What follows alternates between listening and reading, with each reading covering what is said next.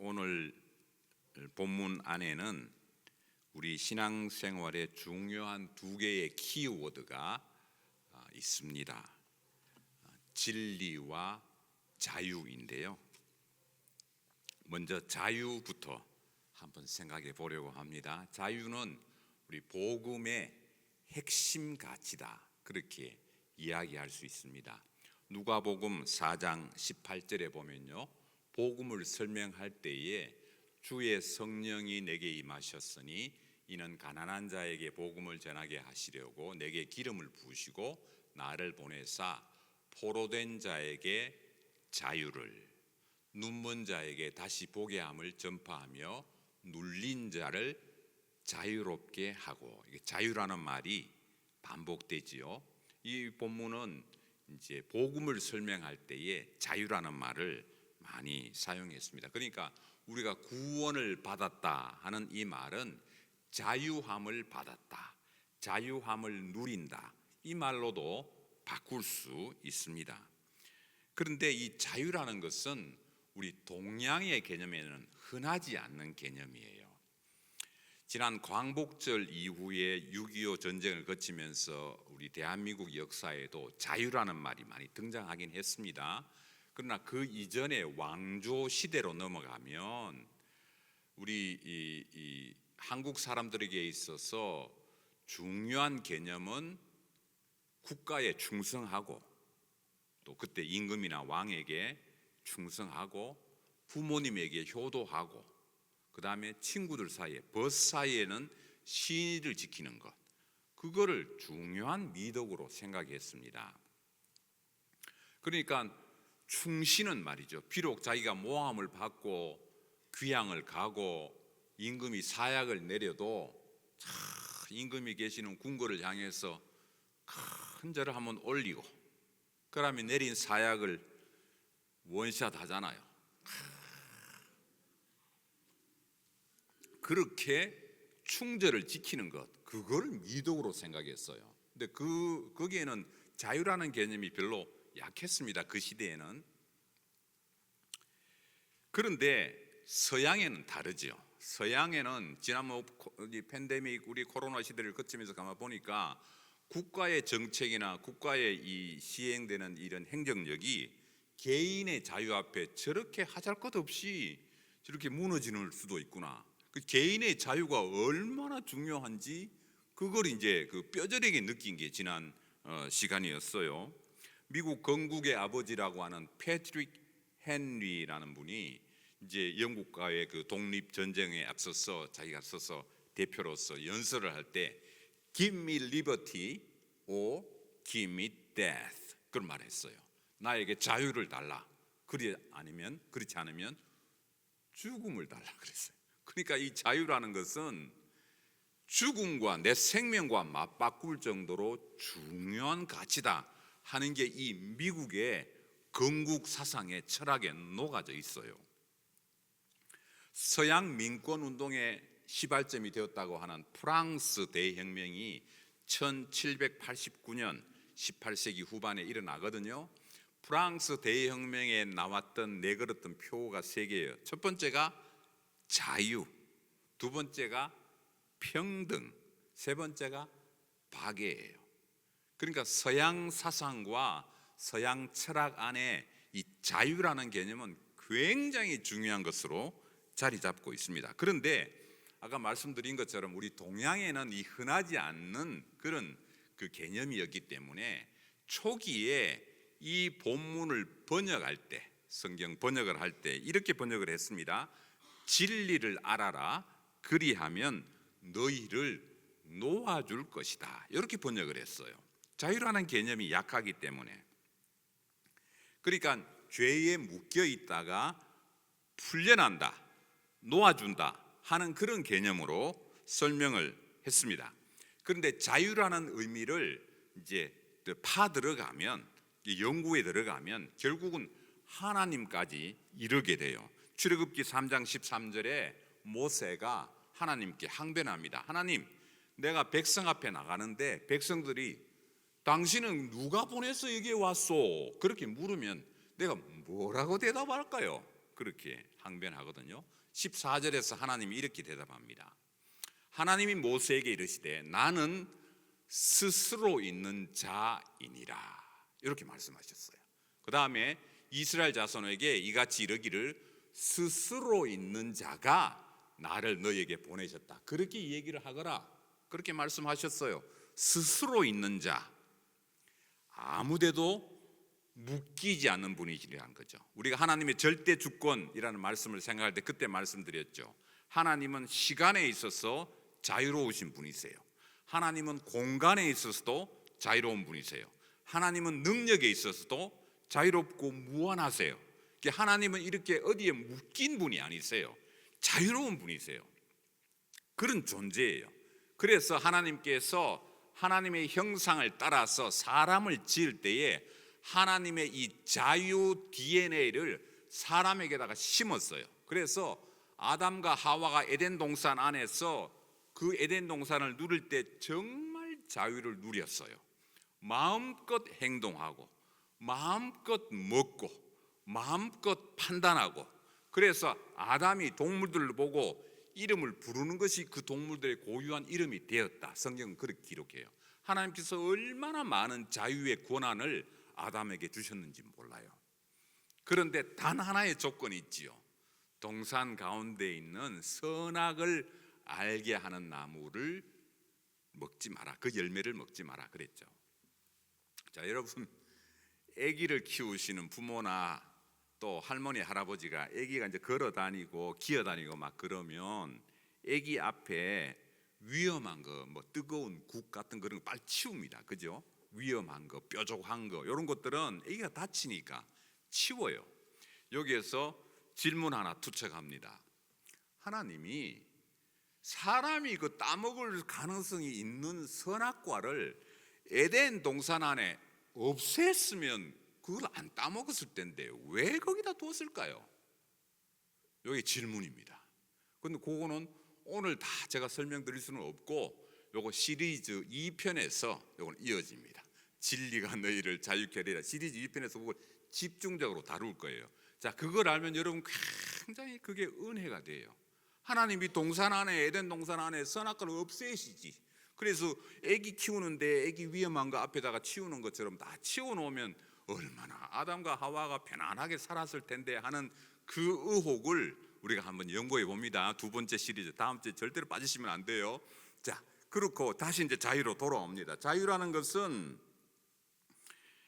이 하나님께서 가지고 있는 속성을 사람에게 주었다고 했지 않습니까? 그런데 정말 안타깝게도 이 자유가 죄가 에덴 동산 안에서 발생함으로 말미암아서 이 자유가 침해를 당했어요. 그래서 사람이 그때부터는 죄의 종이 됩니다. 자, 여러분 예수 안 믿는 사람들 가만히 여러분 보세요. 여러분 친구 주위에 친구분들 아는 분들 보면 정말 자유롭게 사는 것 같아요.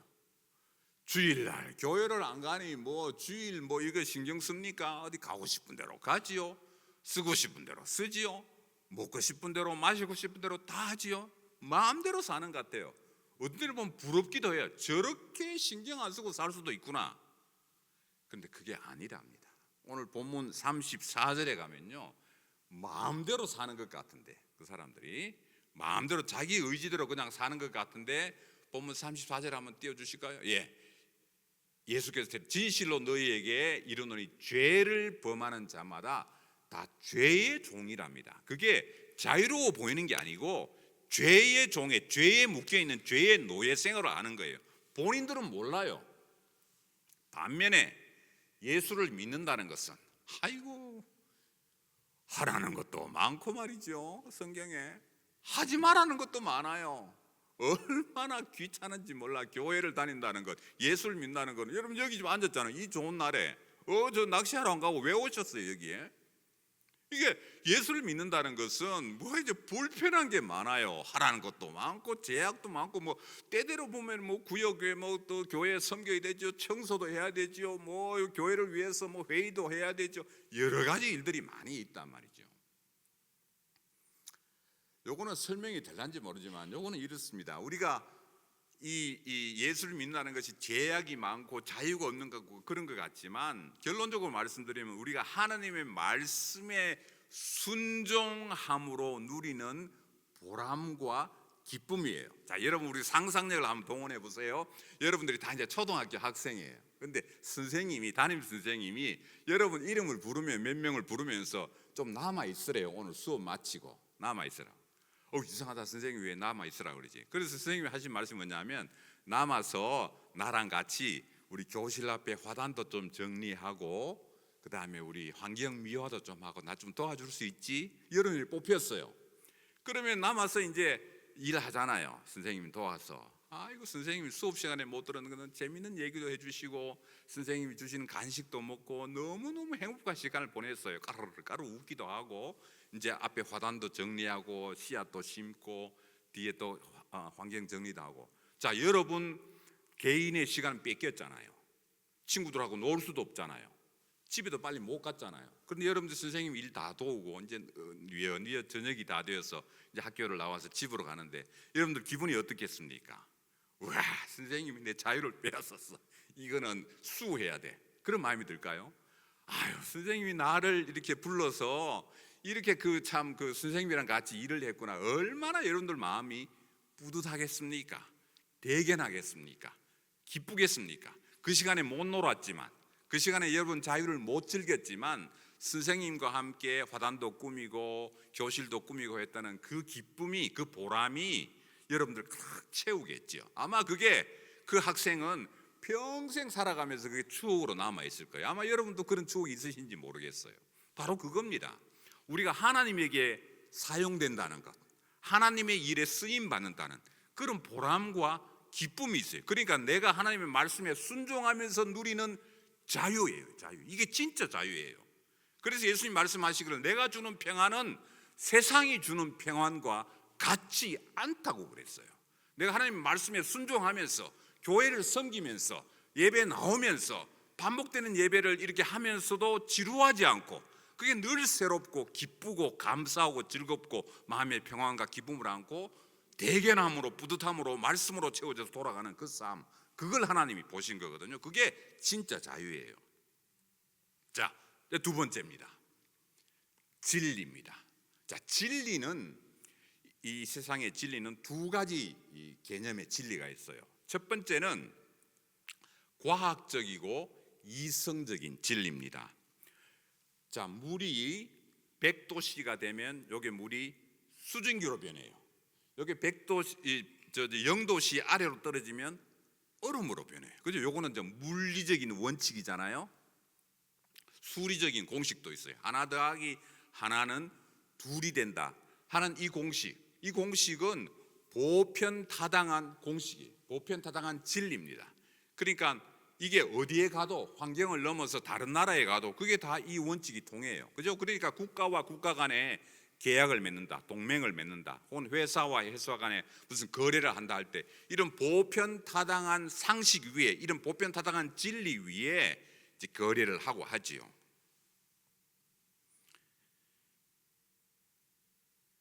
그래서 과학적이고 이성적인 진리 혹은 보편타당한 진리 이렇게 얘기를 합니다.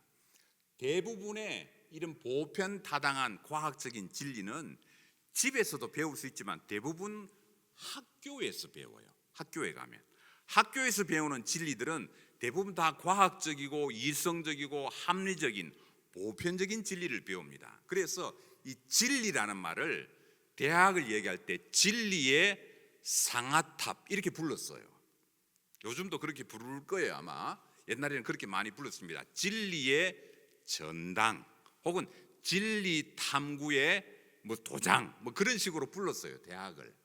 그래서 이 진리라는 말이 라틴 말로 하면 베리타스라는 말입니다. 베리타스. 그 대학에서는 이 베리타스라는 말을 대학의 표에다가 로고에다 붙여가지고 그렇게 표어로 삼고 있어요. 베리타스라는 말이 있죠. 한국의 대학도 그렇습니다. 한국 대학 표지를 한번 볼까? 예, 베리타스, 룩스, 메아. 룩스라는 말은 빛이거든요. 맨룩스 그러잖아요. 빛. 메아라는 말은 나의 이런 뜻이에요. 그러니까 진리는 나의 빛이라는 뜻이에요. 그런 거를 대학교에다 붙여놓고, 이건 한국 대학이거든요. 붙여놓고 대학의 표로 삼아요. 로고로 삼아요.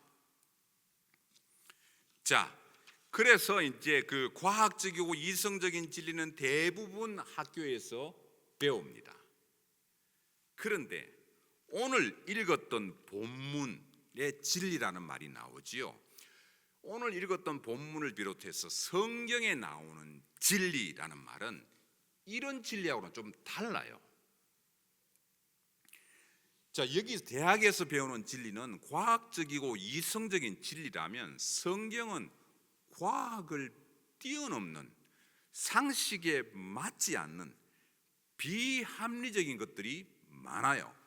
또 성경에서는 성령을 표현할 때에 진리의 영 이렇게 표현했어요. 그러니까 진리, 성경에 말하는 이 진리라는 것은 초자연적인 그런 것들이 많고요, 우리 이성과 과학적인 머리로 합리적인 걸로 이해가 안 되는 그런 영역들이 많습니다. 대표적인 건 오른뺨을 때리면 왼뺨을 세게 쳐라 이렇게 해야 되는데 왼뺨도 돌려대라 그랬어요. 이게 뭔가 좀 안 맞잖아요. 그리고 내가 내 살기 위해서, 우리 가족 먹이기 위해서 열심히 벌고 이렇게 땀 흘리고 해도 모자라는데, 너희는 먼저 그의 나라와 그의 의를 구하라. 그걸 먼저 구하라 그랬어요. 이런 것들은 우리가 참 쉽게 받아들이고, 원수를 사랑하라. 원수는 완전히 싸그리 멸해라. 이게 지금 세상적인 진리인데, 원수를 사랑해라. 성경은 그렇게 가르치고 있단 말이에요. 우리는 그것을 믿고 진리라고 따르고 있어요. 그래서 두 번째 진리는 뭐냐면 주체성의 진리입니다.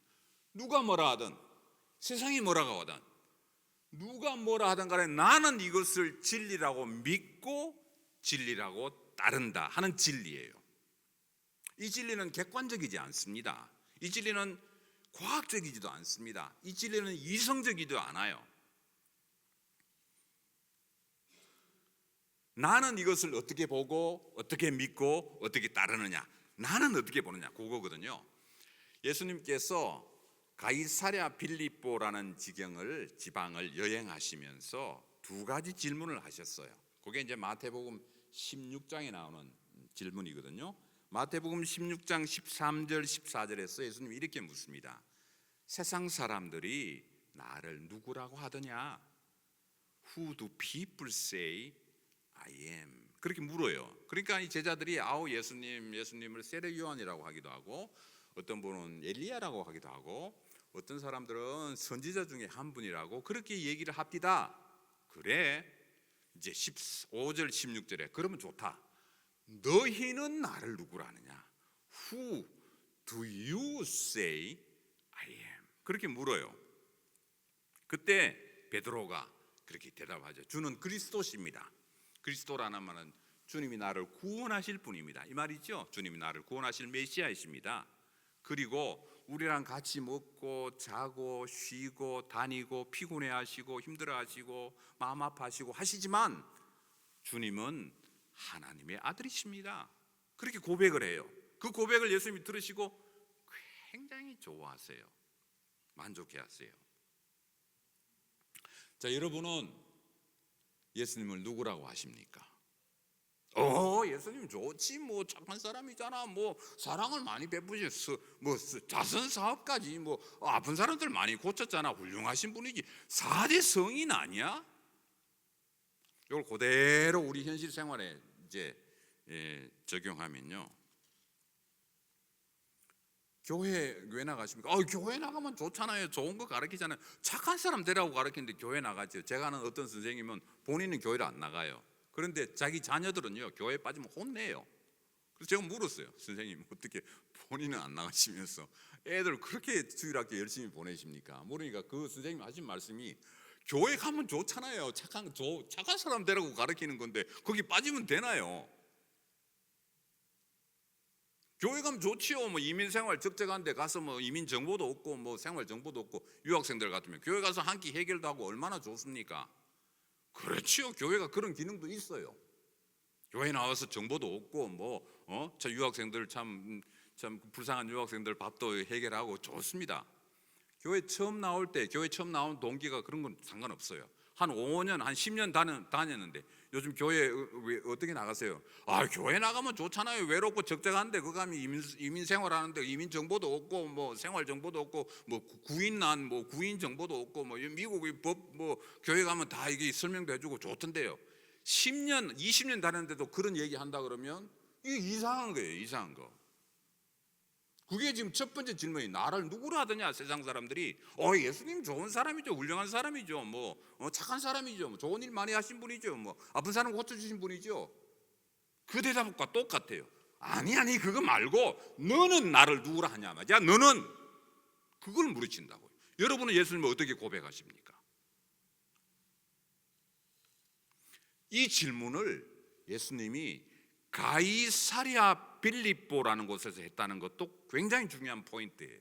가이사랴 빌립보는 갈릴리에서부터 한 북쪽으로 있는 지경인데요. 거기는 원래 이 헤롯 대왕이 저 로마의 황제로부터 물려받은, 자기 도시로 물려받은 곳이에요. 근데 헤롯이 죽고 헤롯의 세 아들 가운데 필립이라는 아들에게 갈릴리 북쪽 지방을 다스릴 수 있는 그런 그 권한을 주었어요. 필립이라는 이 아들이, 가이사랴라는 게 시저라는 말 아닙니까? 가이사라는 게 로마의 황제라는 말이거든요. 거기다가 자기 이름을 뒤에 붙였어요. 가이사랴 빌립보. 그래가지고 가이사랴 빌립보라는 이름을 붙이고 그 도시를 자기 수도로, 자기 영역 다스리는 땅의 영토의 수도로 삼았어요. 그런데 그 도시에, 그 옛날 그 도시에는 어떤 걸로 유명하냐면 펜이라고 하는 신이 있어요. 신 그림을 한번 보여주실까요? 허리 위쪽으로는 사람이고 허리 아래쪽으로는 염소 모양의 신입니다.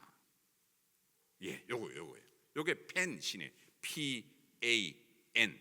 요 펜 신이 말이죠, 옛날 그리스 시대부터 사람들이 신으로 섬겼어요. 이 펜 신은 어떤 신이냐면 음악과 미술, 이런 이 예능 쪽에 강한 신이에요. 예능 쪽을 다스리는 신인데, 또 하나 측면이 뭐냐면 사람들에게 이유 없는 공포를 주는 신이에요. 그 신을 가이사랴 빌립보에 있었고, 요전 사진으로 한번 가보실까요? 요거는 지금 현대 가이사랴 빌립보고 옛날에 있던 신전에 남아있는 흔적입니다. 그전 사진이요. 요게 이제 옛날 사진 상상도예요. 예수님 당시에 가이사랴 빌립보에는 이 판 신을 섬기는 신전들이 저 동굴 앞에다가 신전을 지어서 그 신을 섬기고 있었어요. 여러분 생활하시다가 막 갑자기 막 혼동스럽고 공포가 오고 할 때 패닉이 왔다 그러죠. 패닉. 내가 패닉을 느꼈어 그러잖아요. 패닉이라는 말이 바로 여기에서 나온 말이에요. 펜이라는 이 펜이라는 게 아까 말했잖아요. 그 신이 사람들에게 이유 없는 공포를 심어주는 신이라고. 자, 이 가이사랴 빌립보라는 것은 펜 신을 섬기는 신전이 있었고, 로마 황제의 영역, 그 영향권이 강하게 있었고, 이방 신들이 그 도시에 만연했던, 온 도시가, 온 천지가 이방 신을 섬기고 이방 또 우상을 섬기고 했던 그런 도시예요. 그런 도시에 와서 예수님이 제자들에게 물은 거예요. 세상 사람들이 나를 누구라 하더냐? 좋다. 그러면 이 참 이방, 이 우상, 이방 문화가 이 팽배한 이 가이사랴 빌립보에서 너는 나를 누구라 하더냐? 제가 이 말씀을 생각하면서 적절하다, 적절해. 우리가 지금 실리콘밸리 그러고 베이 에리아 그러고 뭐 샌프란시스코 그러고 뭐 지금 뭐 사람들이 다 부러워하지 않습니까? 이 지역이 돈도 많고 뭐 똑똑한 사람들도 많고 좋은 대학도 많고 뭐 놀라는 구석이 많지요. 이런 참 세상 문화와 향락과 동성애와 이런 참 이 거침없는 이런 세상의 물결 속에서 너는 나를 누구라고 고백하느냐? 이 아침에 예수님이 우리를 향해서 물으십니다.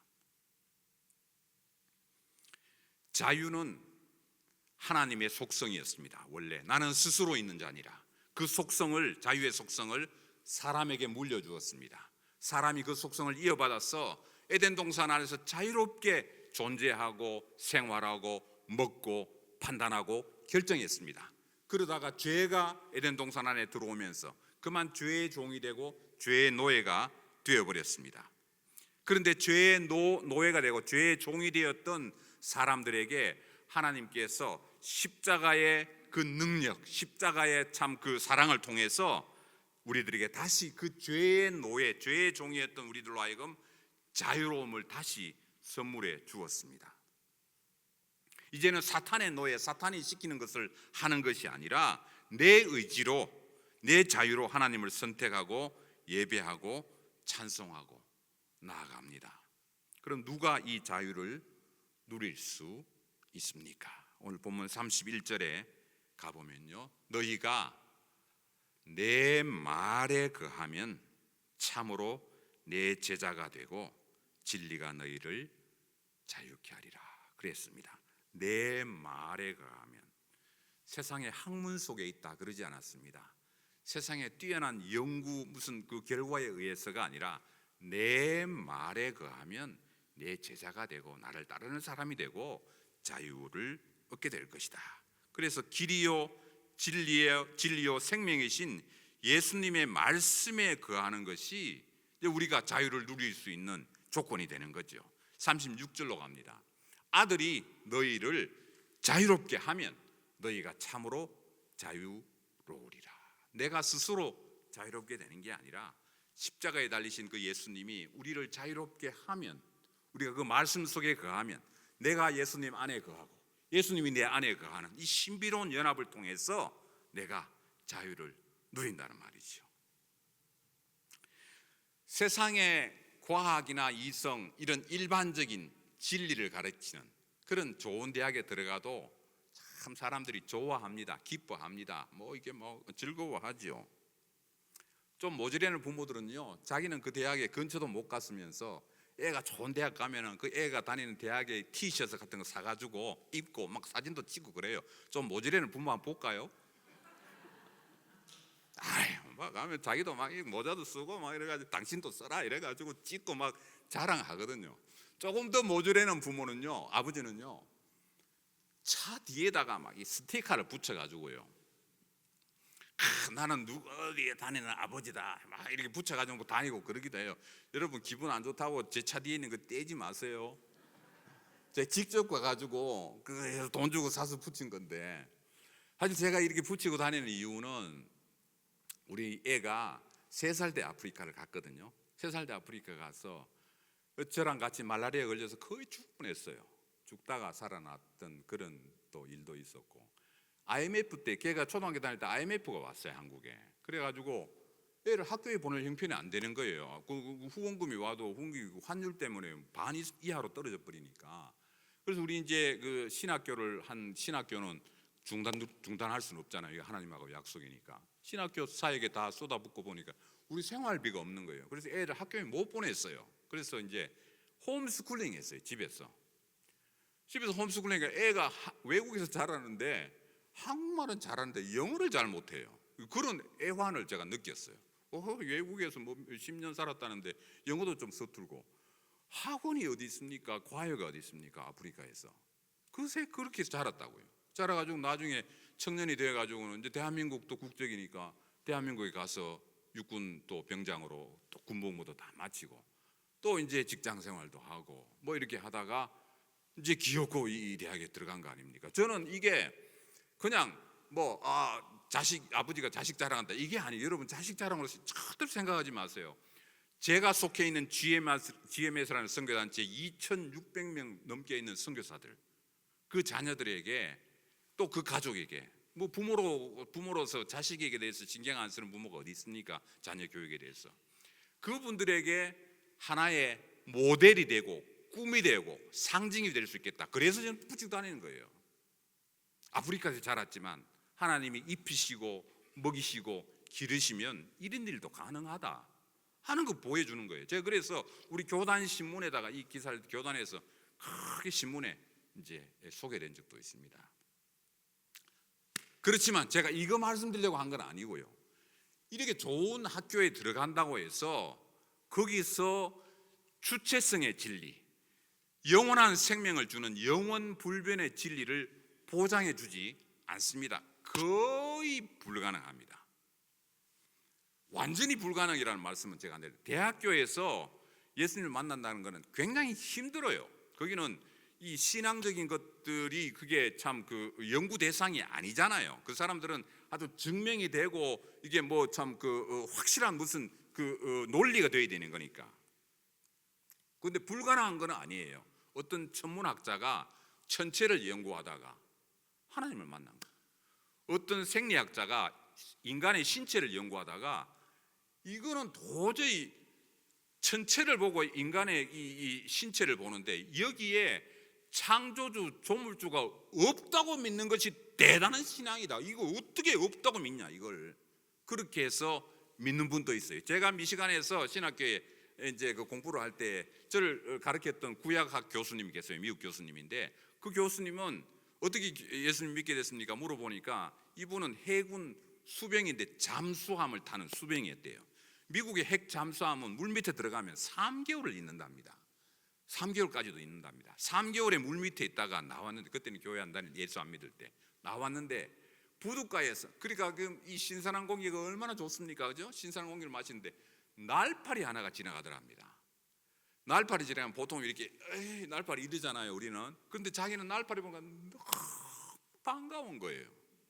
잠수함 속에서 그냥 그 탁한 공기만 마시다가, 거기 아무 생물이 없잖아요. 그런데 잠수함 밖에서 이렇게 날파리를 보고 우와 이게 신비롭다 그래가지고 탐구를 해서 결국 나중 신학교의 교수님까지 됐어요.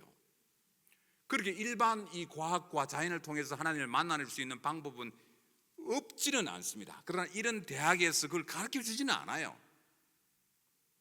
중요한 것은 내가 평생을 믿고 고백하고 영원 불변의 진리라고 내 가슴에 너는 나를 누구라 하느냐 하는 그 질문에 주는 그리스도시고 나를 살려주신 분이고 나의 구세주이시고 나에게 영혼을 보장하신 분이고 천국을 보장하신 분이고 영원 불변토록 변함없으신 주님입니다 라는 이 고백은 학교에서 배울 수 없다는 거죠. 말씀 속에서 진리의 깨우침을 우리가 얻을 수 있습니다. 진리가 너희를 자유케 하리라.